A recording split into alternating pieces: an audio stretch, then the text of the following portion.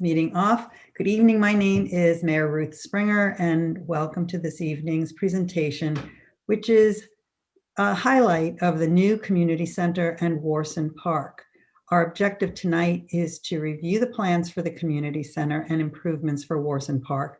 And then on February the 10th, there will be a similar presentation focused on the remaining parks. And that presentation will start at 7 p.m. via Zoom. But before we begin, I'd like to extend once again our thank you to all of you for approving the bond measure, which we called Prop C, which allowed us to move forward with these plans. We appreciate your belief in the vision and the faith that we will execute the vision while respecting the financial investment that all of you have made that was needed to make this plan a reality. Tonight, you will hear from Beverly Tucker Knight, who is the Director of Parks and Recreation, Matt Snelling from DTLS, Aaron Kistler from KAI, and Katie Aholt from Navigate Solutions. All of these professionals and their respective companies have brought expertise to this process, from building and landscape design to cost containment, and the results will speak for themselves. As the city manager alluded to, we're going to take your questions at the end of the presentation, but you can ask your questions anytime if you want in the question section. We're just not going to answer them during the presentation. But if you would prefer to ask your questions directly, you can do so at the end of the presentation. I'll go through all of this again when we get to the Q&A, how we go about it. But for now, please give your attention to Beverly Tucker Knight as we kick off our Olivet's Parks and Community Center Reimagined. Great. Thank you, Mayor Springer. Good evening, everyone. Beverly Tucker Knight, Parks and Recreation Director, and I'm thrilled to be here this evening to give you an update on what exactly has been going on since the bond measure passed in June. I'm going to share my screen with you. We'll go into our presentation. Great. All right, terrific. Well, I wanted to give you a recap of how we got to where we are today, January 27th, 2021. And what all of you may know is that we have a wonderful park system in Olivet. Our parks we have 5 parks, our largest of which is Stacy. Our second largest is Warson Park. And then we have our wonderful Indian Meadows, Villa, Irvside, and what am I forgetting? That's it. That's our 5. We also have wonderful walking trails and open space. And many of you are probably very familiar with all the benefits of our parks. And we are so excited because our Parks Master Plan really embraces this. And what we didn't anticipate, of course, was the pandemic this year, but that really did bring these benefits to the forefront for a lot of us. Our parks really have been a respite throughout this pandemic and really reinforced the wonderful asset they are to our community and the benefits they bring to all of us individually and as a community. So our Parks Master Plan was adopted by the City Council in 2018, but really it started back in 2017 when the Parks and Recreation Commission launched a public process to ask residents, what do you like about our parks? And what can we be doing better in our parks? We had an over a year process of that with lots of public input. A lot of you may remember our really great ice cream social. And then we also had our We Need Some More input where we made s'mores and we got a lot of feedback on the Parks Master Plan. And then after its adoption in 2018, we started implementation. And what that meant is we did a lot of the low-hanging fruit, easy things in the parks. And then we started looking at the overall plan, which is a 10-year plan. But the Parks Commission and the City Council said, well, it's a 10-year plan, but what can we do to speed the process? So that is where the idea of really looking at what can we accomplish in the short term, and then how would we fund that? And that is how we got into the idea of Prop C, which passed overwhelmingly this June, and that now will fund those short and long-term goals of the 10-year plan. Our vision items are still vision items. So there will be things that in the park identified in the Parks Master Plan that will not be built during this original construction from Prop C, but we will get some large, really important components of our parks that will really emphasize a lot of their attributes and give them a huge refresh. So what we're looking at is actually sharing with you the concepts of where we are now, gearing up to when we go out to bid and when we actually start breaking ground in the late summer. So in a nutshell, that's kind of how we got to where we are. And along the way, we've assembled an amazing team.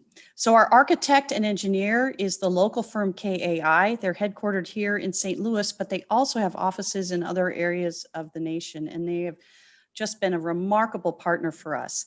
Then we also have DTLS. They are another local landscape architectural planning firm, and they really have embraced our mission through the Parks Master Plan of making sure that we bring best practices and native habitats and restore our parks.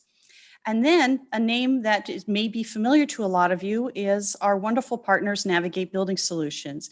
Navigate Building Solutions is the project manager on this project, and they are keeping us on time and on budget. And they are the firm that delivered the new city center on time and on budget. So we're very excited to be working with them again because they really bring an amazing level of expertise to this project.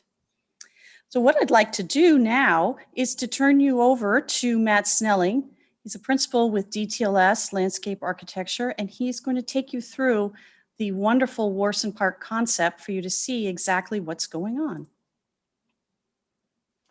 Thanks, Beverly, and thanks everyone for sharing your time with us this evening. As Beverly mentioned, the Parks Master Plan provided a great foundation for our efforts. It spoke to the strengths of each park and highlighted improvements and new program elements that the community wished to see in their parks. One of our first tasks in implementing the master plan was to take a closer look at the 5 city parks and develop a concept plan for each one. These concept plans are meant to add the next level of detail and realism to the vision of the master plan and give a basis for providing more accurate cost estimation, scheduling, and so forth for the completion of those projects. We've done this now for all 5 parks. Tonight we're going to discuss Warson Park only, and in a couple of weeks, as the mayor mentioned, we'll be sharing the other 4 parks. So we'll start with step 1 in our process is site analysis, which is really dry way of saying that we got to go out and spend some time in Olivet's parks. Good work if you can get it, I think. These are lovely places, and we really, it was great to get outside during all of this. But during this phase, we gather physical data about the characteristics of the park. And some of the examples that we'll show here include topography. The topography of Warson Park is pretty interesting. There's over 80 feet of grade change across the park, moving from the high point along Grandview down to the River de Pere along the north edge of the park. And it's not just a steady slope across the park, it's really, the park's divided up into a series of terraces. And so when we're looking at this topography, we're not just looking at the grade itself, but how steep the slopes are. And where do those steep slopes limit accessibility or our ability to do certain types of activities? And so those red areas are areas of steeper slope, the orange being kind of in between, and the white areas being some of the flatter areas. So we're starting to see kind of where some of our opportunities are. Another aspect that we look at in the analysis is, of course, the existing trees. There's tons of beautiful existing trees in the park, and that's one of the most important assets of the park system. But we're not looking just at size and type and location, but also working with arborists and the city's horticulturists to determine condition and quality of the trees so that we can make assessments about where there do need to be removals for new improvements, that we're doing it strategically in a way that addresses the long-term benefit of the park being sensitive to try to maintain as much of that beautiful tree canopy as possible. Also taking a look at the existing physical assets and infrastructure. What types of built elements are already in the park, and how do they figure into those long-term plans? So things like the existing park maintenance house or the existing community center off of Grandview, those are items that have served the parks well, and will be ending their useful life, and so transitioning into the next phase, how can those sites be repurposed? But we're also looking at assets like existing parking lots, which will continue to serve the park and provide places for visitors arriving at the park to park. Next, we're also layering on top. This is, I guess I should take a step back and talk. I think you will hear tonight about really 3 projects in one. And so how do these projects kind of overlap and intertwine with each other, so that at the end of the day, the park reads as one cohesive project, and nobody will ever know that it was 3 separate projects. But the 3 projects that I'm referring to are the new community center, the new Centennial Greenway, which runs through the park, and the park improvements that are being implemented as part of Proposition C. And when we layer these, all of this information together, if we can go to the next slide, we're looking at the planned improvements, the physical characteristics, existing conditions. We start to see areas for opportunity, and so we kind of evaluate those and prioritize those areas as places to add new features and park program as put forward by the master plan. Along with that, one of the top priorities of the master plan was improved circulation and access. So we're looking at the best ways to get through the park and to access all of these different areas. We want to expand the existing network of walking paths, build on what you already have, but add new walks that meet accessibility standards. And that's part of what when we're looking at that slope analysis, we're looking at ways to provide access for people of all ages and abilities to participate throughout the park. And then we're taking a step back and looking at those program elements that were identified in the master plan and test fitting them, seeing where they fit best, not just by their physical size, but also looking at their adjacencies and proximities to other uses. What goes together? What uses are compatible, and what uses are better to have separation? So those are the kinds of things that factor in. I mentioned a minute ago the Greenway, Centennial Greenway, and our firm happens to also be working on that project. So I think it's a good opportunity to just kind of give a brief update on that as well, as it is so intertwined with what the improvements are in the park. This Greenway really touches several of these areas that we're thinking of. So we're adding new program through the Greenway, including a trailhead at the community center, and enhancing the circulation throughout the park. This is a big part of that circulation network that I was referring to. And it'll connect not only through Warson Park, but on to Indian Meadows and throughout the city of Olivet.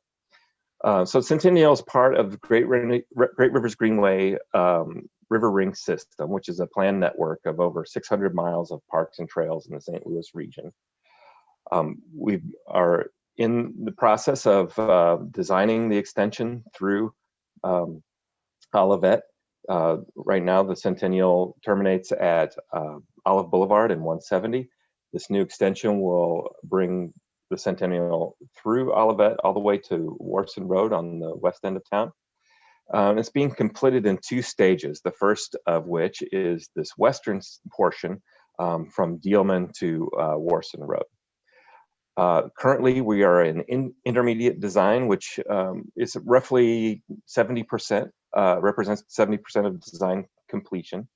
We'll be wrapping that up this spring and reviewing the findings of that effort and proceeding into final design, which will run until the summer, with bidding of the project happening this fall and construction commencing next spring. We're hopeful that the stage 2 of the extension will follow shortly on the heels of stage 1.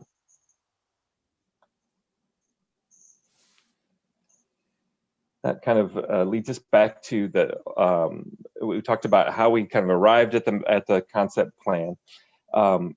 This is sort of the broad overview of that concept plan. And I know it's hard to see on your screen, but bear with us and we'll get into some of the details here shortly. The concept plan, like the master plan, takes a long-range view of the park, incorporating the near-term improvements that are to be made as part of Prop C, which Beverly described, as well as future improvements that will complete the vision of the master plan. So some of those major elements that the master plan called for and which are incorporated here are, of course, the greenway, which we spoke of, which kind of snakes its way from the north along that narrow strip of the extension there that runs up behind the industrial park or the business park, and runs along the north half of the park. It wraps around the new community center, which we'll hear more about this evening, and connects to Warson Road and eventually across to 39 North. To mention the community center, the concept plan also calls for a new maintenance facility to be constructed on the southern end of the park, community garden, along with a display garden for Olivet and Bloom. We have areas for open play or event lawns.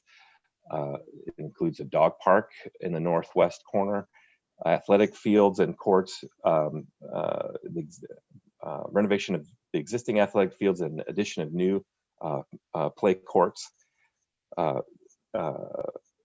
expansion of the playground and a splash pad along with the playground, new pavilion and restrooms on the southern end, along with typical park amenities like site furnishings. And we're looking also at enhancing the planting regime of the park, getting rid of invasive species, and introducing Missouri native plantings throughout the park. So with that very broad overview, Beverly was going to dive into the details and show that in a little bit more detail, talk about each of those improvements and along with their timing or phasing of the project. Great. Thank you, Matt. So what we have in Warson Park, because it is such a large park, and in reference to those two distinct kind of terraces that we have in the park, we've divided it up into Area 1 and Area 2 to make it easier to dive in deep and get the details there. So I'm going to take us into Area 1, which is the northern end of the park. So as we come in here, I would like to first show you this color coding. So in here, as Matt referenced, there are 3 projects we have. Phase 1 are things that you're going to see that are outlined in orange. And what this means that these are projects that are part of the Park Master Plan, and they are funded through Prop C. And along with that is our community center improvements, which is a slightly building component because it is building a structure and not doing a renovated parkland. So those items will be in blue. And then Centennial Greenway will be in green. So Centennial Greenway is being constructed in tandem and simultaneously with this project. However, it's being funded through Great Rivers Greenway. So although it's being built at the same time as the Prop C items, it's actually funded through Great Rivers Greenway. The city will be doing the management of that because we really want a strong coordination so that as we do construction and then as the greenway's constructed, that none of the construction overlap with each other and damage each other. So they'll be done seamlessly. So as we dive deep into this phase, we have an entrance here coming in off Warson Road. So this is an existing pathway. And this is actually, for those of you that may remember, there used to be a Saints ice rink followed by a Saints roller rink on this location. And this is the old driveway to the Saints. So as you come in this driveway, we have this large parking area here that's already here. So this is where we're capitalizing on one of those assets we already have. So it really is helping us as we build this project. And this site is wonderful because it's already level, utilities are already there. We already have water to the site. We don't have electricity, but that water element was huge to be able to have that and capitalize on that. And so this nice level site is the site of the new community center. And you'll see that the Great Rivers Greenway wraps around it. You can see the green outline around it that kind of shows you that that's that project there. You see orange here, that is the vegetation rehabilitation that'll be done as part of the project. Another area over here, this is actually a bioretention basin, a part of this. We'll also have some more along here because we want to make sure that we're following all the appropriate stormwater guidelines. And then you'll also notice that there's some gray areas. So gray areas mean two things. One, they mean that they're an existing asset that we won't be touching. So for example, there is a beautiful, huge oak tree right here, and it sits on a grassy knoll. And this is something that we worked very hard to ensure that the greenway went around and that the community center construction did not impact. So we're really trying to retain those. So that's why that's shaded out green. Then you'll also see over here the dog park. Now this is a vision item, and this is shaded out gray because that means that it's not being built during this phase. So that's one of those future vision items that's in the master plan, and we'll work to fulfill that, but it won't be done immediately over the next 2 years. And then we also have this beautiful event lawn that we currently have that, so that'll stay in there. And then we have this brand new nature trail, and that is grayed out. And this was built over the summer by volunteers of our community. We had several people working on it, but it really is really the work of primarily of Ed Kastner on our Parks and Rec Commission. And if you haven't tried out this trail, I strongly recommend you go take a walk on it because it's absolutely fabulous. So when Matt was talking about the circulation and the new pathways, one of the things that we're very excited about is the current pathway comes along here, comes down here, and dead ends over here. But for those of you that are familiar with this park, you know that this is a very steep pathway. So if you are pushing a stroller or trying to use a walker, or if you're on training wheels, this can be a very treacherous hill. So this new trail that's coming in, this ADA accessible trail, never exceeds a 5% grade. So it's going to provide a wonderful way for people to get through the park and then be able to access down to the community center. We also have another vision item here. This is our community garden. I'm very excited about this. So this will be done in a future phase, but this will be an opportunity for people to adopt their own little plot and be able to grow vegetables and flowers. And that'll be a wonderful asset to this park. And as we kind of scroll out a little bit, you'll see the Great Rivers Greenway continues all the way up, and it will restore the lost connection with Indian Meadows Park that used to be open before the honeysuckle kind of overcame it. So I'm going to move on now to the southern portion, and we're using the same color coding here. So what you'll see is gray are things we're not touching in this phase, and orange are things that we will be working on now. So traveling to the southern end from the northern end, this is our existing pathway. We'll be resurfacing this pathway to smooth it out. And this gray area, this is a wonderful restoration we've already completed with wonderful native plants. And that is the same over here. This is also an area that our Weed Warrior volunteers have been working on for several years. And this last fall, we had a massive planting in here. So this area will continue to maintain, but it's not an area that will be touched by this. We do have this area here that will be worked on. We'll have additional invasive species removed. We'll have volunteers that will continue to be working in here. And then eventually we'd really like that hiking trail to extend along through here. You can see here's our ADA accessible trail. This was a key component of the park's master plan. Our residents told us very emphatically that they would like all of our parks to have that beautiful circular opportunity for walking in the parks, similar to Stacy Park. So you'll notice that when we have our meeting on February 10th, you'll see that in all of the parks, we now have these nice circular walking paths to really meet that goal of the master plan. As we come down along over here, we have currently the park operations are in an old house that's up in the site of the future community garden. It's reached the end of its lifespan, and we actually have a lot of equipment and things stored outside there. So by building a new maintenance facility here that allows all of those assets to be stored in appropriate storage and out of the weather, and that'll really increase the longevity of a lot of our operation equipment. We'll also have some storage bins here for small amounts of mulch. And then we have an area over here where the horticulturalists will be able to store plants as they're getting ready to be installed in the parks or to start things from seed. And then in the footprint of the existing community center, so you'll notice here there's a sharp right angle here. This is the limit of the current community center. It's grayed out, but this eventually will be a shade structure and restrooms. That's a vision item. There'll also be a middle school sized basketball court tucked against the current playground. This is our current playground. And then here we have a new splash pad that'll be constructed. This will be constructed as part of this phasing. However, it will be done after the community center is removed. So some of these items are in the footprint of the current community center, and until that's removed, they will not be able to be built. Then in the future vision, the original driveway will be closed off and we'll expand our playgrounds here with a nature playground.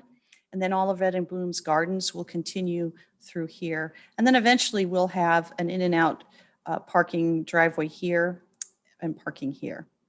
So that in a nutshell is the concept plan.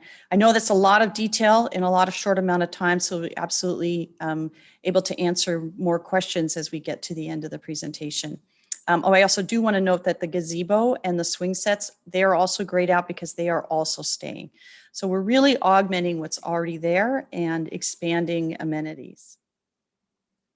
So what I'd like to do now is introduce you to our architect, Aaron Kiesler, who is with KAI, and he will be taking you into a nice explanation of what we're looking at with the new community center.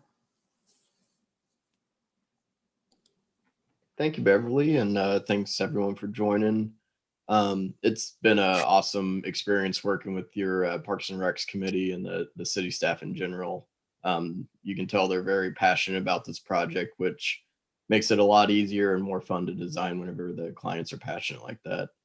So as we start this project, like we would with any, we kind of get the parameters of the site that we're working on, and it helps define the design and know what we can and can't do, what the certain steps are we need to take as we progress. So we do a site survey, find the boundary lines, utilities.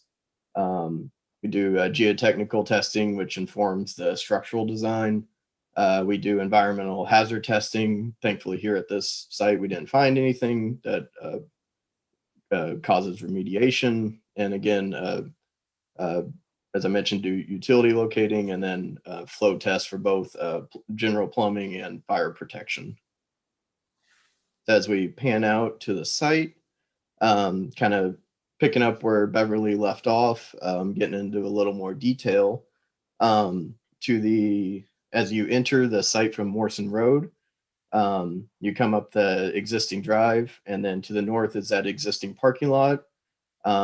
And then we're providing a new portion of a parking lot with the entry drop-off area at the front of the building. That'll allow accessible parking close to the building and a safe drop-off area for young children or anyone who can't walk too far, and you won't be crossing parking lanes as you go to the building. So zooming out real quick to the western part of the site.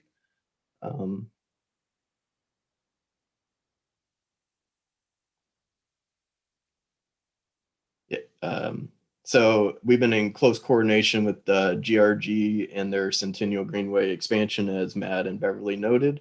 To the south of the Centennial Greenway on the west part of the site, there's a event lawn that'll house future events such as the Boo Bash and other events like that.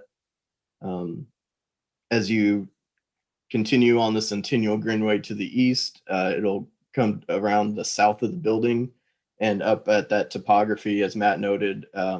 It's a very topography oriented site, a lot of ups and downs. And the Centennial Greenway to the south of the community center is actually about 15 feet above the floor elevation of the community center. So you'll be kind of looking down onto the site, which we plan on screening with vegetation to help break up the two between each other. Zooming back in to the community center itself. As you park in the parking lot or dropped off, you enter into the building through this plaza, which is a mix of hard pavement and new green spaces. And then if we want to jump into the community center design itself. So as you enter the building, you on the east side, you come into the vestibule, and then you're immediately entering into what is kind of like the heart and soul of the building, is this large lobby living room space, which is what is going to make it a true community center. Straight ahead of you from the vestibule is a fireplace, which creates a really warm, cozy place to sit, relax. You can read a book, have a small conversation, have a cup of coffee with your friends or new people in the community that you're meeting. And it's a great entry into the building and kind of sets you up for the rest of the building as you go through. Immediately to the right is the welcome desk, and then the office suite to the north of that. And there's going to be a lot of transparency between the lobby itself and the vestibule and the office suite. The Parks and Rec Committee has, made it it's very important to them that they have transparency to the community members and vice versa. They're there to work with you guys and be there for you. So they want to be as accessible to the community members as possible. To the north of the office suite is an indoor playground. And then there'll be with some equipment in there. And then there'll be a walking path that goes up a ramp around a raised platform and then back down a ramp. And this walking path will be a common theme throughout the rest of the building. That's indicated by the dark dash line there. So moving to the south portion of the building, on the east side is a large multi-purpose room. This will house any of the rented out events such as weddings, seminars, classes. It also house tap dance classes and other programs put on there by the community center. The scenario drawn up here is for like a wedding with your banquet tables and a head table. Out to the right of that is on the outside is a patio, which will be accessible from the multipurpose room. And then that patio will actually look out into the park, and the large oak tree that Beverly mentioned that was saved up on that grassy knoll, that'll be kind of the focal point as you're sitting either in the room or out on that patio. The multipurpose room will be able to be divided up with operable partitions into thirds. So you could rent out a third or 2/3, 1/3. It provides a lot of flexibility for the use of the space. To the left there is a teaching kitchen, which is based on the Coca kitchen. So you have an instructor island with the students on the right-hand side and the instructor on the left. There are two cooktops to the left of the room, some residential style kitchen scenarios with the sinks and then refrigerators, and then a dishwashing and storage area to the south with access to the exterior for caterers that would be catering any events in the multi-purpose room. As we progress to the left, you have your public restrooms and vending areas. And then one unique feature to this building is a mother's room, should any community members feel they need privacy for that. You have your technical support spaces to the far south. And then as we continue up, again, you come back into what I was calling the heart and soul of the building itself, this large lobby living room area. So there's going to be a lot of flexible soft seating. It's going to create all these little conversation nooks and areas that people can have very intimate conversations, or rearrange the seating and have, groups of 10, 12, whatever you want. And then the seating to the south, looking into the gym, which is to the south, which is the largest portion of the building, will be set up for spectator seating for people to watch basketball going on, volleyball, any tournaments or sports going on in there. The gym itself is sized east to west here for a high school basketball court. And then north to south, there are 2 high school volleyball courts. And then there'll be 3 pickleball court lines in there as well. In addition to all that, there are 2 north to south basketball courts that would be in the same place as the north to south volleyball courts there. Then to the left, there's a gym storage room, which then also acts as a fitness room storage as well. Panning to the north into the building, on the opposite side of the lobby area is an esports area.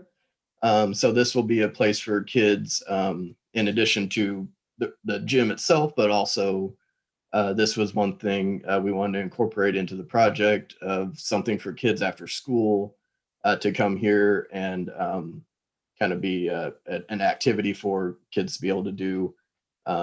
So there'll be a couple TVs there and some electronic sports gaming systems. Another unique feature to this building is, instead of a traditional locker room setup, we have a series of changing suites. So there are 8 individual changing suites, 4 of which have showers, and then each one has a sink and water closet. And then there are 2 sinks out within the open area as well, next to just to the south of the bank of lockers. This setup provides a lot of privacy, but also security in terms of the lockers. The lockers are visible to the lobby. It's not putting the lockers behind walls and doors. So it provides security for both personal safety and your personal belongings. Excuse me. Here we have an aerobics room where there can be yoga and ballet classes. There's a large amount of glazing to the north. And I should note that this building north is up on the page. So the glazing to the north is going to provide a lot of natural diffused light into the space, but we'll also have manual pull down shades should the class in there want to help control that. And then finally, to the far east portion of the building is the fitness room. You can see it's kind of broken up into 4 bays here. There'll be fitness equipment anywhere from treadmills to weightlifting to CrossFit. And it'll be kind of broken up into these little areas throughout that fitness area. So touching again, finally, on the walking path throughout the building, you can see the walking path kind of touches through each area. And it'll be able to be controlled based off whatever events are going on in there at the time. So if we jump out of the inside of the building and take a look at the outside. So as you would enter off of Warson Road up the entry drive, this would be more or less one of the views you would get, kind of one of the first times you would see the building as you pull into the drive.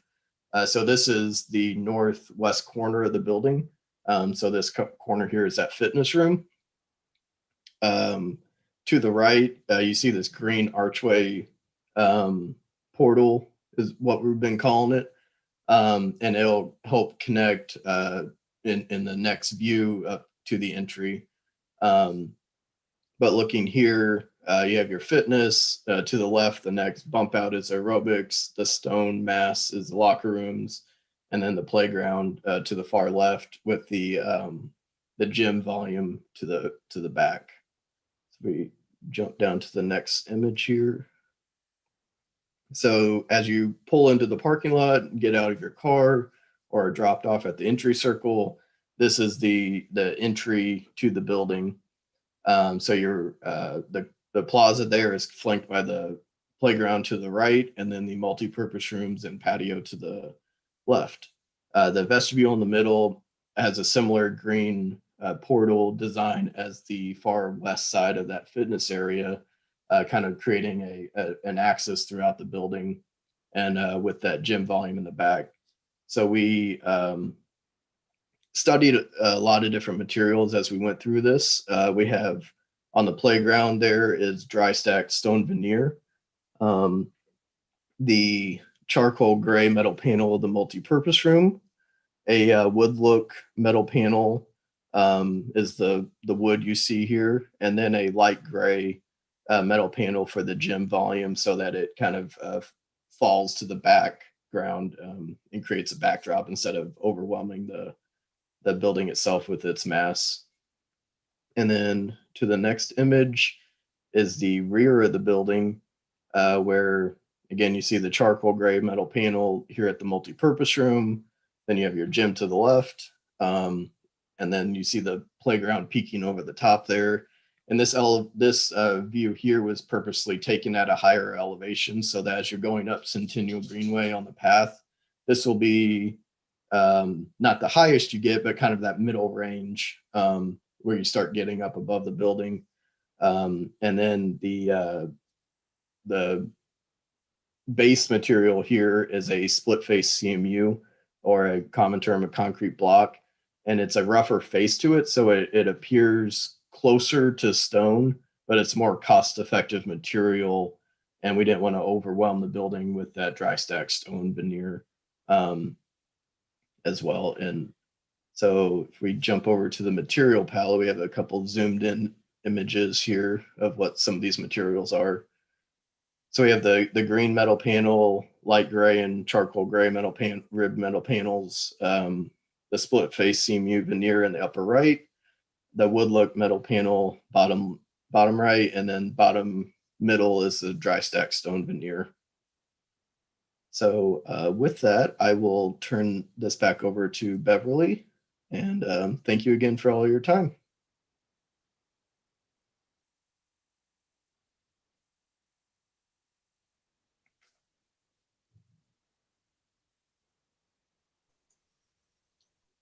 Your microphone is muted, Beverly.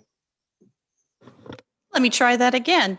Okay, thank you very much, Aaron. So now I have the pleasure of introducing you to Katie Aholt. Katie is our project manager for Navigate Building Solutions, and she has the job of keeping all of this on time and on budget. So I'm going to turn it over to Katie.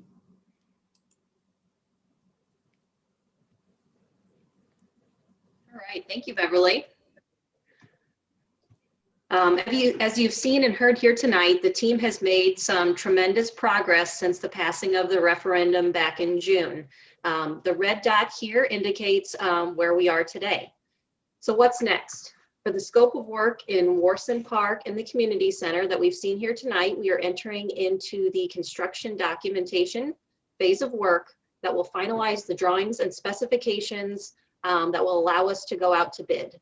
One thing I want to point out here is Beverly mentioned the work we've been doing to maintain the budget for the project, and I'm happy to report that all things you've seen tonight are tracking in line with those numbers that we set out at the onset of the project.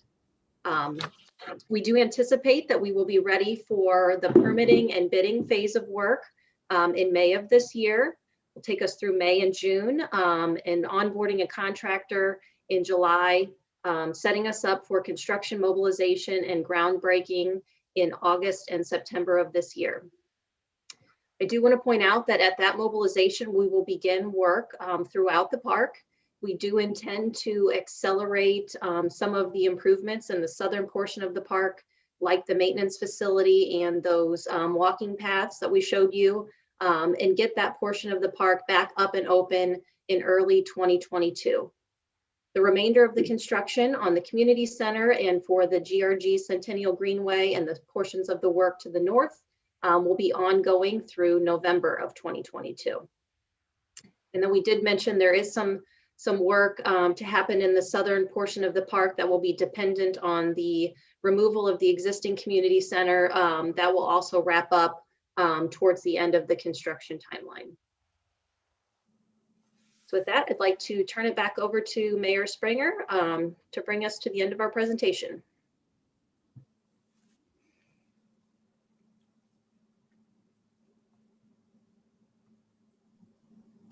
All right, thank you. Thank you, Katie, and thank you, everyone. That really was a great presentation. And as I hope that all of you can see that we really have come a very long way since June 2nd. Just to give you a point of reference, this group of people meets every week for about 2 hours, and they started with a pretty blank slate and have come to the point where we are today. And it has taken many conversations, pushing and both pulling, pushing, pulling, moving things around to get things where they are today. So I'd like to say I had a hand in that, but I didn't. I've been just a casual participant. They have done all the heavy lifting and they have done a remarkable job. So kudos to them and many thanks to them for all of that. So we're going to open it up for questions. I know that there are already some questions teed up in the question section. If you'd like to put some more questions there, please go ahead and do so. Barb Sondag, city manager, will be monitoring those and reading those out. She may group some together so that they're answered en masse. And if you'd like to speak directly to us, please raise your hand. Barb will unmute you. What I'd like, please, if you're unmuted, is for you to state your name and address for our record, and then keep your questions brief because there are quite a few people on tonight, and I'd like to make sure that everyone who wants to ask a question can ask a question and that we're not here until midnight. So when you leave the Zoom tonight, if you find that you want more information, you can go to the city's website, www.olivetmo.com, and click on the Parks and Rec icon. And then when you migrate to the Parks and Rec page, you can click on Olivet Parks Project Update. I want to thank all of you for being here tonight, and we look forward to seeing you again on February the 10th at 7 p.m. on Zoom. So I'm going to open it up for Q&A. Thank you, Mayor. Thank you, Mayor. Just real quick, we have a few more panelists on. I just want to introduce real quickly Beverly Tucker Knights, our Park and Recs Director. I'm Barb Sondag. I'm the city manager here for the city of Olivet. Mike Snelling is with DTLS Studios. That's the landscape work, and he's a principal at DTLS. Joel Kirshen is with KAI. He is a senior project manager there. Aaron Kiesler is also with KAI. That's the engineering and architect firm, and he is director of architect. Katie Aholt is with Navigate Building Solutions, our project manager. Navigate Building Solutions was the project manager on the city center site, as well as they've done a couple of other projects with the city. And then Mayor Springer, you've met. Don LaChance is our Assistant Park and Recs Director. In a normal world, he wouldn't be new anymore, but with COVID, it seems like we've missed a year, so you may not have seen him. So there's Don. And then Darren Mann is our Finance Director. I do anticipate Jim Person joining us as well. He had another meeting tonight, and Jim is when he joins, he is the chair of our Park and Recreation Commission. And with that, then we have a number of questions. What I'm going to do is I'll read the questions, and And it will, and Beverly will kind of maybe direct it to who should answer it. I am going to actually start though with this first one and address that, kind of explain what the question is about. This is, will this design of the community center do anything to mitigate the noise from the industrial park? And I think that's in reference to, we have in the industrial park, there's a particular business that makes a great deal of noise from time to time. It's a big banging noise. We're aware of it. We've been trying to work with the county on it. And it is the situation of the community center. It's possible that of the new community center, it's possible it will be another kind of buffer. But I think with noise, it has just as much to do with the topography as where the buildings sit. So, so we hope we hope it may help. And so that would be a goal. Then are there any LEED goals, LEED goals and plans? STEM environmental education for both youth and us old folks is the second question. Great. I will take the second part of that question and let you know that absolutely STEM and also STEAM and environmental education are absolutely on the agenda for the future Parks and Recreation programs. We currently offer some summer camps that focus on STEM, but with our new community center, we absolutely be expanding that. And then as the parks are renovated and we restore all this beautiful habitat, one of our goals is to establish a docent program, like for example, in our native prairie, and really be able to share with people all these beautiful things that are happening in our parks. They can learn a lot more about our native environment. So as far as the LEED goals and plans, I'm going to turn that over to Joel and to Aaron. Okay, well, so we are following a lot of the LEED guidelines with the design of this. You know, anything from the energy efficiencies to low VOC products to even into trying to keep with some of the dark night criteria for site lighting on the outside of the building. So, you know, we're trying to follow as many of those as we can. Right now, the project is not pursuing an active LEED certification, but we're following all the guidelines that we can as part of that process. I have a couple of questions on kind of what uses we may have. The one is what happened to the tennis courts? So we have a couple of questions on the tennis courts. Great. So the tennis courts are in our vision, and it's one of those items that we struggled with the topography of the park to figure out where we could put those without removing a large stand of trees. So one of the things we are looking at is potentially partnering with another agency to bring those close in. So we will be talking to the Miriam School to see if that might be something that shares in their vision, and we could perhaps do a joint use agreement there. Or it could be that as we go through the park master plan, every 5 years, we need to do an update on that. So as we go through that and we do our update, if tennis rises up higher than a dog park, that's another thing that we can look at for a potential that maybe it needs to go over in another area, maybe over by that northwest corner. So right now it's still in our vision plan, but it's not identified in a location in our current phasing. And Matt, I don't know if you have anything else to add to that or if I've answered that. No, that was, you did it. Okay, okay, great, thanks. I have a couple of questions on the parking.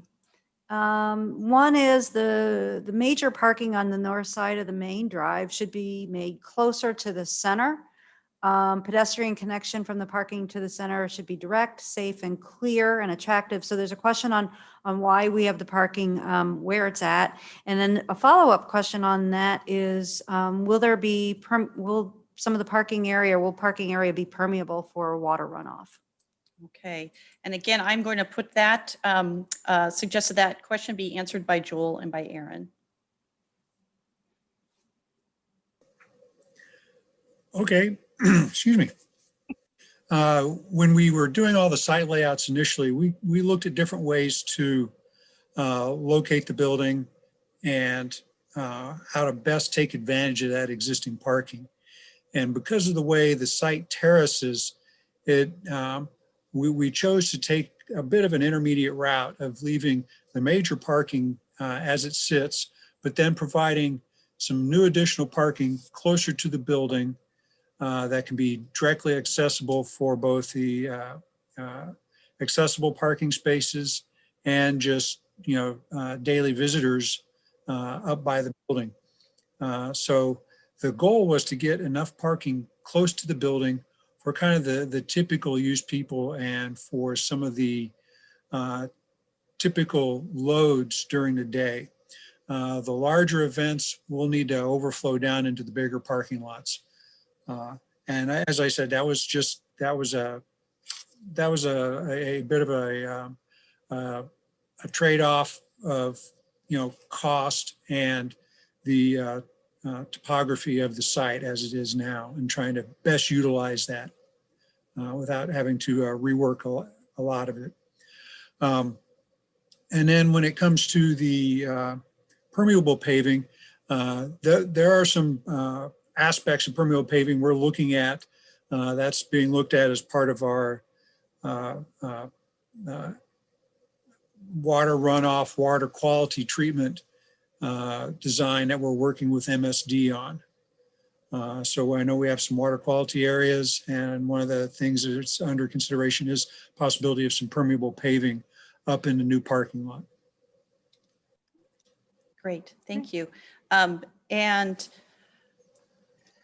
I think that covered everything. Did I cover them all? Yes. I'm sorry. You did. believe We'll so, also yes. Thank have, with regard to the stormwater, though, there'll be a bioretention basins, planted rain gardens, and other facilities like that as well to deal with that stormwater runoff. Yes, yes. And one thing I did want to add is that one of the things that we really grappled with is how the Great Rivers Greenway, the Centennial Greenway actually comes through the property.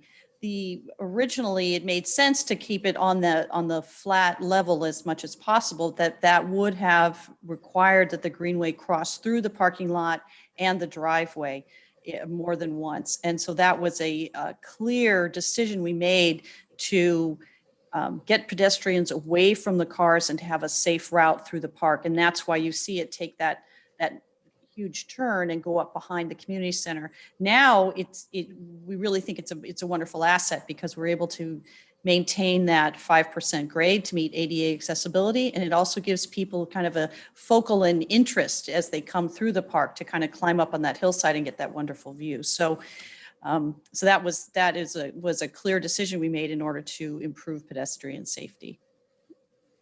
A couple of questions about some uses. So I'm going to kind of roll three of these come into one. One is one question they're asking about, is there going to be a place for theater or large meetings in any of the park plans? We can talk a little bit about that. I think they're looking at outdoor. Another question is the length of the interior walking path. What is it at its maximum route? So we're back inside, and I'm going to go think, is there going to be, are you going to be offering inclusion fitness programs? Okay, so we've got inclusion fitness programs. What's the interior walking path? What's the length of that if somebody does a full round? And what about kind of large meeting and theater in any of the parks plans? And I know that one will probably address more fully next week, but let's give them maybe just a little bit of a preview. Right. So the first question, I'm going to take first the theater large meeting. The multipurpose room is actually will be our largest meeting room, although the gymnasium can also be used for large events as well. Right now, our plan is to do both city programming and rental in those facilities, both. And then as far as the length of the interior walking path, I don't know. So I will turn that over to our professionals and ask them if that's been calculated yet. It is about 1,100 feet, which is right around 1/5 of a mile. That's a, plus or minus, but that's the ballpark length that we're in. Okay, great. And I think there's another one we Inclusion fitness? Inclusion fitness. Yes, absolutely. Inclusion is something that we strive for in our programs. So yes, we would absolutely like to have that, and that will be one of our goals, both for all ages. So having accessible and inclusive programs should be at the forefront of any quality program, and that's exactly what we're going to do. I'm going to go back to I believe we're going to be talking to our engineers again. I have a couple of timely questions on COVID. With COVID, have you considered the ventilation of the building and any possible upcoming COVID regulations? And then the other question is, with the pandemic, many families want more outdoor activities before feeling comfortable with indoor activities. Has the pandemic impacted any of the decisions we've been making? And then there's a suggestion for maybe like an outdoor rink or an outdoor pool would be ideal. So if we want to maybe start with just what about the ventilation? Yeah, let's start with the ventilation. I think that's the easiest way to break that down. Yes. And Go ahead, Joel or Aaron. Aaron or Katie, anybody?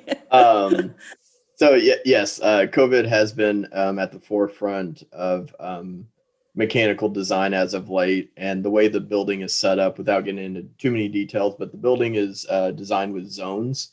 So each zone will have its own condensing unit up on the roof.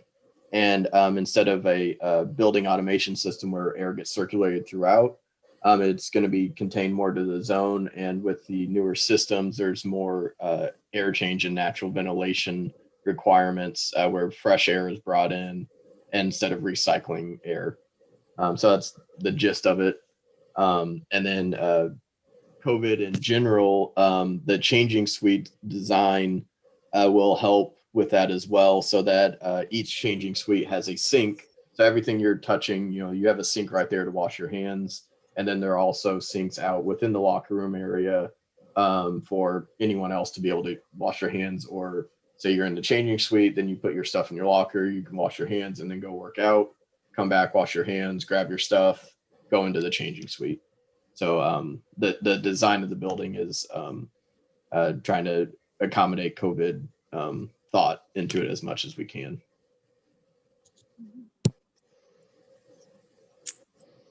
And then what about some of, has COVID made us think more about how we're going to use the parks themselves with regard to some additional outdoor activities? Yes, absolutely. We actually started some outdoor activities this pandemic. For example, there's a local teacher that probably actually a lot of people know or have taken classes from, DJ Reggie. So DJ Reggie brought his hip hop fitness class to the pavilion at Stacy, and we would like to capitalize that and continue to offer more programs outside. So it's that balance of finding instructors that want to teach outside, and then us providing the space for them. So I definitely think that a lot of people did get accustomed to walking outside and working out outside, and I'm really hoping that that's a trend that we will continue to see. We also are doing a lot of our classes virtually now. So we have fitness classes where the instructors teach over Zoom from the community center and people take it in their own home. And I think that probably will continue into the new center. Now that we have the technology, we understand it, then it does mean that if someone is at home because they're caring for a family member, a young child, or a parent, or maybe a spouse, that then they can still participate. So I think that that's a wonderful technology aspect that I think will really continue into the operations of the new center.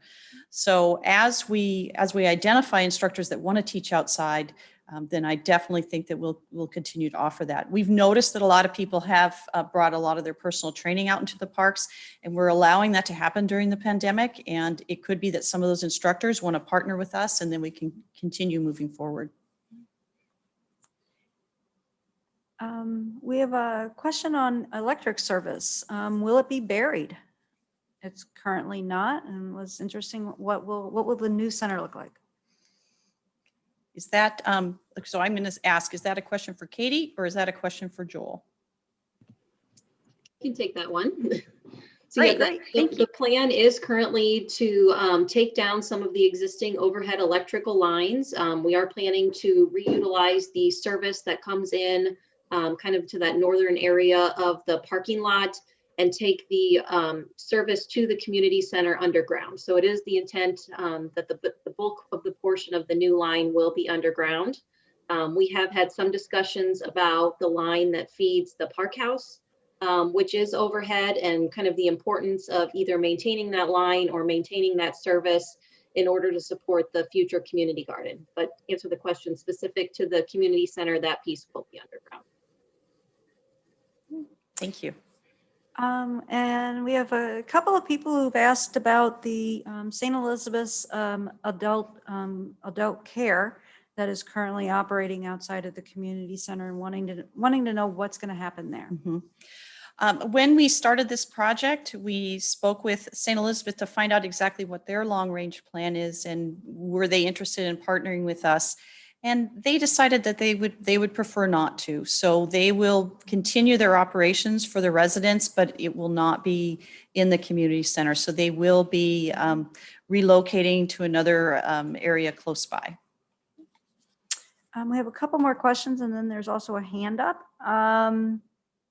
One is, we have a suggestion actually. How about putting those tennis courts above some of the parking or parking below the tennis courts? So if you can, I think that's more of a suggestion, although if somebody wants to take it as a question, that's great. That's a great suggestion. We've had some iterations where we actually looked at pickleball or tennis courts being adjacent to that parking area in the north. It's not off the table. It could be, again, as we go through this plan, as we see what our actual use patterns are and what our parking loads are, it could be that may eventually be a place where we could put them. Since they are a vision item, it does give us a lot of time to really find a good solution and a good location for them. If I may tell on that. Yes. One of the things that's been kind of harder as we've been trying to prepare for this presentation is how do we show what we're going to be really working on over the next, couple of years, but also maintaining those vision items and making sure that people see we have a place for them. And so that's kind of one of the things that we've done with the tennis courts is that we've had them in different places in the different designs as we continue to try to figure out, we don't want to come back, several years later and say, oh, well, now it's not going to fit.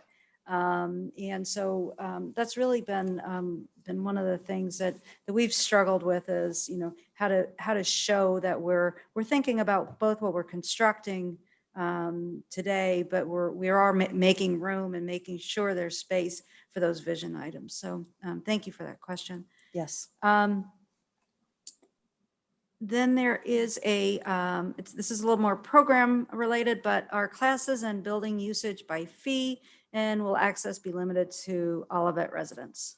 Okay, so that is a great question. So there will be, as we have now, there will be some free programs, free uses, and there will be fee-based uses. So we will have both. And it will not be restricted to Olivet residents only, but we anticipate that there will be a higher cost for people that are non-residents. But those fees will be handled as we move closer to the project, and all of our fees in the city go through the city council in a public process. So you'll hear more about that as we get closer to the project.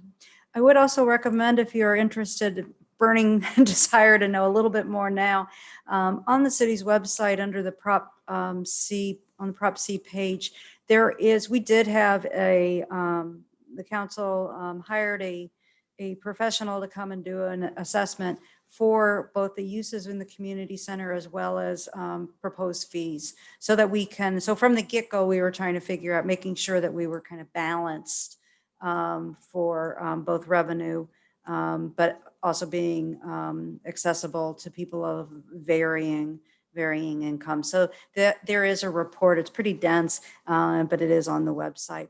I'm going to leave the Q&A. We do have a couple more questions, and I'll come back to you, but Jim Bear has had his hand up, and I'm sure he's getting tired. And so Jim, I'm gonna allow you to speak. If you can just unmute yourself, then we should be able to hear you. Well, thank you, City Manager. I think this is just a fabulous gesture by the community to vote this in. I think a lot of the hard work's done because you voted in the money to do this, just like you did with City Hall, and it makes a really bold statement. Especially it just really says, move to Olivet, because we have a lot of amenities. We can match up with the development. I call it the new Olivet, and I think it's really important. I had the opportunity to talk to a few young families, and one is a principal in St. Louis County, and he told me, he said, this is the kind of amenity that is really serious, that a community has to have to grow. And with all these apartment complex developments and some condos and a hotel, you would really be staggered if you knew how many people staying in the hotel down by the highway are going to ask the front desk, where can I work up a sweat? Where can I play some basketball or pickleball or walk tracks or do all these things? So, hopefully there'll be a great relationship between where people just spend the night or spend a few days in the city, and they will, brochures will be down there, and it'll be easy access. And also, I would say that the wedding business will boom. It will boom terrific if you set a fair price point, because so many facilities, they're historic places in St. Louis, and they're very expensive. And a lot of people can't afford an expensive wedding. So if it's in the middle of the road, I think that place will be lit many, many nights with weddings and anniversaries, and it's going to be a very, very active center. I assure you, and it went way beyond the expectations when we voted. I didn't know all these things. I really enjoy your presentation tonight, and I'll turn it back to you. Thank you, Jim. Thank you very much. I have a question. We have a couple questions from, I believe, one of our 12-year-old residents who loves to swim, wants to know if someday there may be an outdoor pool. And also, this is a very active person, and also is interested in outdoor skating, skateboarding, scootering, and will there be a rink or something? So who would like to answer the question of one of our younger residents? Okay. Well, we don't have a pool in our plans. However, we do have a plan to enter into a joint use agreement with another pool close by. When we went through our public process, we did hear that a pool would be something that residents would like. However, when we looked at our financial obligation for that, it became quite clear that we couldn't afford to build a pool, nor could we afford to operate a pool. And one of the key tenets of this Parks Master Plan was for us to be sustainable, both environmentally and financially. And it was something that, as hard it is to say that that's not something we can afford, we simply can't. But we can absolutely work to partner with another community so that our residents can swim. Similar to, there are agreements between Creve Coeur and Maryland Heights, and between Clayton and some of its neighbors. So we absolutely will be working on that, because we know that's something that people want. And then as far as skating, skateboarding, scootering, we have our pathways, which will be improved, and a lot of those bumps will be smoothed out, which will really help with that. We currently, in our plan, don't have plans to physically build any skate elements. However, I really want to stress that our Parks Master Plan is a living document. And as we go through these updates to it, if that's something that a large number of residents really want, then it behooves us to help facilitate that and to help it happen.